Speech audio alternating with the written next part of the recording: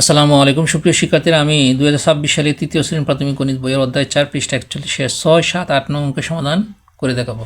6 নং অঙ্কে বলা আছে সিয়াম 1800 টাকা নিয়ে বাজারে গেল।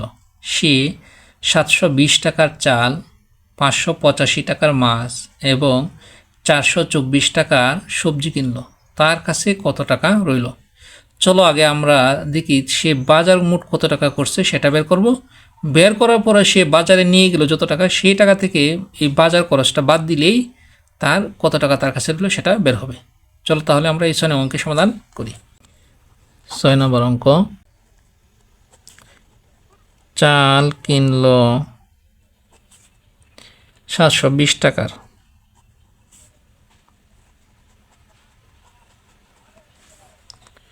মাছ কিনল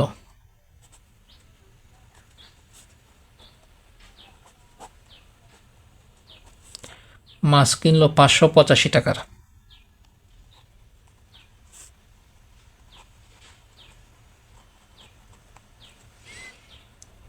সবজি কিনল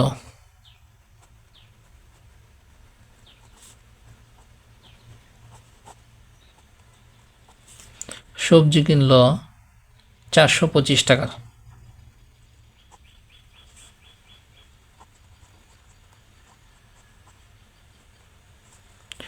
এখন হলো মোট বাজার, তাহলে আমরা কি করব? যোগ করব। তো সুতরাং মোট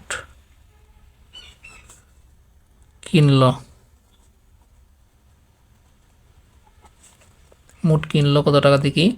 5-এর সাথে 5 যোগ করলে হয় 10-এর 0 হাতের 1, 8 আর 2 10, 10 আর 2 12, আর হাতের 1 13, 3 হাতের 1, 7 5 12, 12 আর 4 16, 16 আর হাতের 1 17। তাহলে মোট কিনল 1730 টাকার। এখন সে বাজারে নিয়ে গেল কত? 1800 টাকা। তাহলে লিখব সিয়াম বাজারে নিয়ে গেল, সিয়াম বাজারে নিয়ে গেল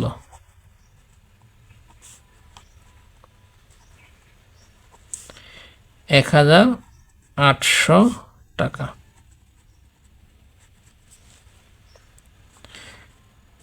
মোট বাজার করলো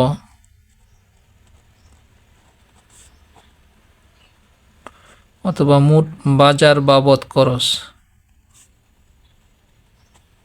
মোট বাজার বাবদ খরচ হচ্ছে 1730 টাকা। এখন সিয়ামের কাছে কত টাকা আছে সেটা বের করতে হলে আমরা কি করব? বিয়োগ করব।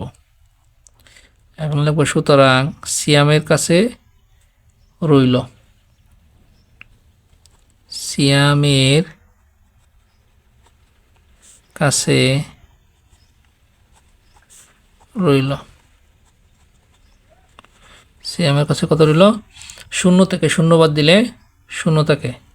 এখন এই যে 3 উপরে আছে 0, তাহলে উপরে কত ধরতে হবে? 10 ধরতে হবে। 10 থেকে যদি 3 বাদ দিই তাকে 7। এই যে মনে মনে 1 ধরছিলাম, এই 1 যদি সাথে সাথে যোগ করি তাহলে 8, 8 থেকে 8 বাদ দিলে 0, 1 থেকে 1 বাদ দিলে 0। আমরা জানি বাম পাশ শূন্যের দাম নাই। আমি তোমাদের আরেকটা জিনিস বলতেছি, এই যে আমি বিয়োগগুলো করি, এই বিয়োগগুলো কিন্তু সনাতন পদ্ধতিতে বিয়োগ করার কারণ হচ্ছে তোমরা যাতে সহজে বুঝতে পারো, এর জন্যই মূলত সনাতন পদ্ধতিতে আমি বিয়োগটা করতেছি।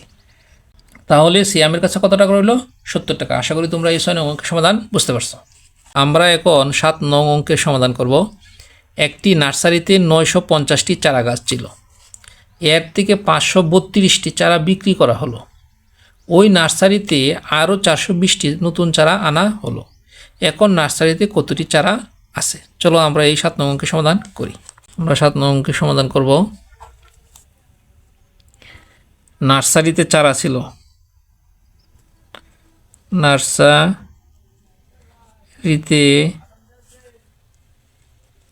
চারা ছিল, নার্সারিতে চারা ছিল 950টি।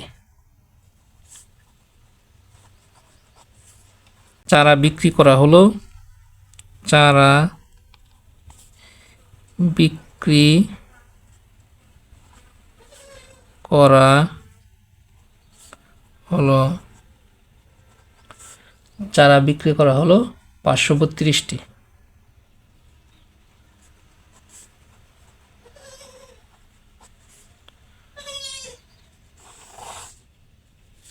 তাহলে আমরা এখন কি করব, যেহেতু বিক্রি করা হয়েছে আমরা বাদ দিব, বাদ মানে বিয়োগ করব।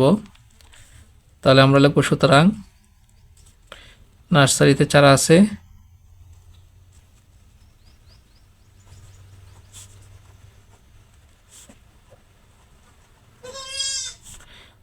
নার্সারিতে চারা আছে, আমরা যদি বিয়োগ করি উপরে যদি শূন্য, তাহলে আমার মনে মনে এক দলে 10, 10 থেকে 2 বাদ দিলে থাকে 8। এই যে মনে মনে 1 ধরছিলাম, এটা না 3 এর সাথে যোগ করবো 4, 5 থেকে 4 বাদ দিলে থাকে 1, 9 থেকে যদি আমরা 5 বাদ দিই থাকে হলো 4, 418টি। তাহলে নার্সারিতে চারা আছে কতটি? 418টি। নার্সারিতে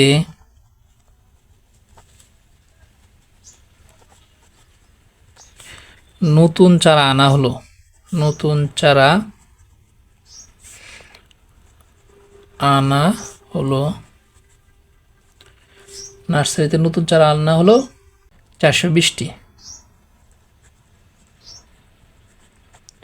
এখন যেহেতু নতুন চারা আরও 420টি আনা হয়েছে, তাহলে আমরা কি করব, এই যে 418টি চারা আছে, এই 418-এর সাথে আমরা 420 যোগ করলেই টোটাল যে নার্সারিতে কতটি চারা আছে সেটা বের হবে।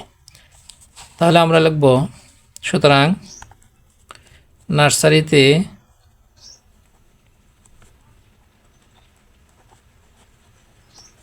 মোট চারা আছে,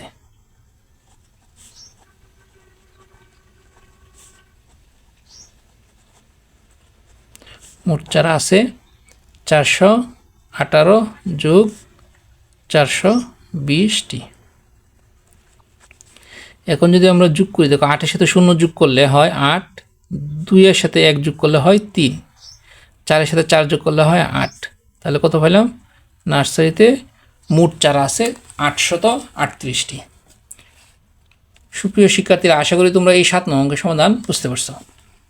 আমরা এখন 8 নং অঙ্কের সমাধান করব। রুমার 945 টাকা আছে, রুমার থেকে আসার 215 টাকা কম আছে। তাদের টাকা একত্রে রাখলে ময়নার টাকা সমান হয়, ময়নার কত টাকা আছে? চলো তাহলে আমরা এই 8 নং অঙ্কের সমাধান করি। আমরা এখন 8 নং অঙ্কের সমাধান করব। রুমার কাছে আছে, রুমার কাছে আছে, রুমার কাছে আছে কত? 945 টাকা।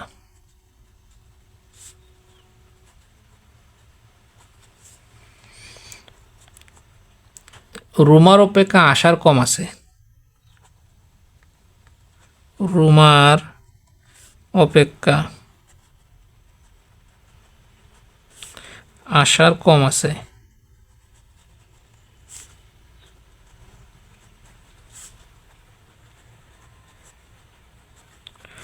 রুমার অপেক্ষা আসার কম আছে 215 টাকা।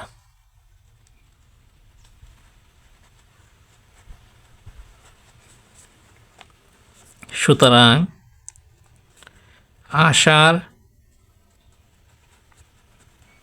কাছে আছে, যেহেতু রুমার চাইতে 215 টাকা আশার কম আছে, সেহেতু আমরা কি করব, বিয়োগ করব। তাহলে 945 বিয়োগ 215 টাকা। আমরা যদি বিয়োগ করি, দেখো 5 থেকে যদি 5 বাদ দিই তাকে হতো 0, এখানে 4 নিচে আছে 1, 4 থেকে যদি 1 বাদ দিই তাকে হলো 3, 9 থেকে যদি 2 বাদ দিই তাকে হলো 7, তাহলে 730 টাকা। তাহলে আশার কাছে আছে 730 টাকা। এখন বই লেখছে রুমা এবং আশার যে একত্রে টাকা রাখলে, দুজনের টাকা যদি একত্রে রাখা হয় তাহলে ময়না টাকা সমান হয়। তাহলে আমরা লিখবো এখানে সুতরাং রুমার ও আশার টাকা একত্রিত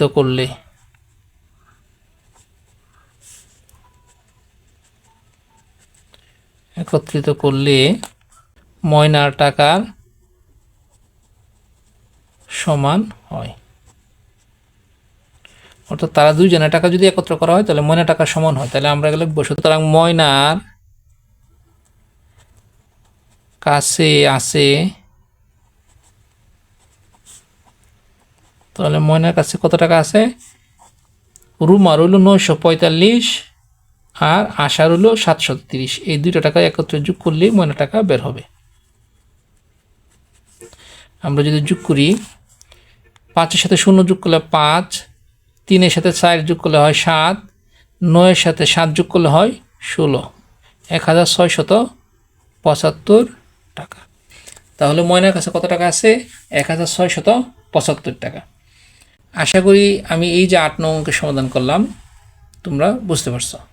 সুপ্রিয় শিক্ষার্থীরা, আজকে এই পর্যন্তই। আমার ভিডিওগুলো যদি তোমাদের ভালো লেগে থাকে তাহলে অবশ্যই আমার চ্যানেলটি সাবস্ক্রাইব করে আমার পাশে থাকবে। সকলকে ধন্যবাদ। আসসালামু আলাইকুম।